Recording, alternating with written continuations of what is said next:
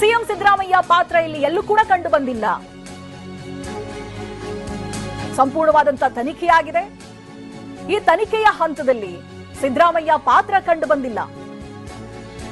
1994ರಿಂದ ಆಗಿರುವಂತಹ ಬೆಳವಣಿಗೆಗಳಿವೆಲ್ಲವೂ ಕೂಡ ಡಿನೋಟಿಫೈ ಮಾಡಬೇಕಾದ್ರೆ, ಭೂ ಪರಿವರ್ತನೆ ಮಾಡುವಾಗ ನಿಯಮಗಳ ಉಲ್ಲಂಘನೆಯಾಗಿದೆ. ಆದ್ರೆ ಯಾರಿಂದ? ಅಧಿಕಾರಿಗಳು ಮಾಡಿರೋದು. ಮುಡ ಆಯುಕ್ತರು, ರೆವೆನ್ಯೂ ಅಧಿಕಾರಿಗಳು ನಿಯಮಗಳನ್ನ ಗಾಳಿಗೆ ತೂರಿದ್ದಾರೆ. ಇದು ಕಂಡು ಬರ್ತಾ ಇದೆ ತನಿಖೆಯಲ್ಲಿ.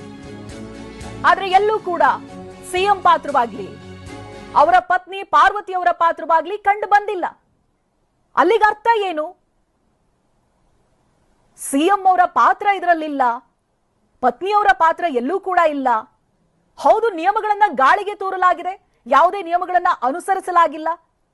ಆದ್ರೆ ತಪ್ಪು ಕಂಡು ಬರ್ತಾ ಇರೋದು ಅಧಿಕಾರಿಗಳದ್ದು.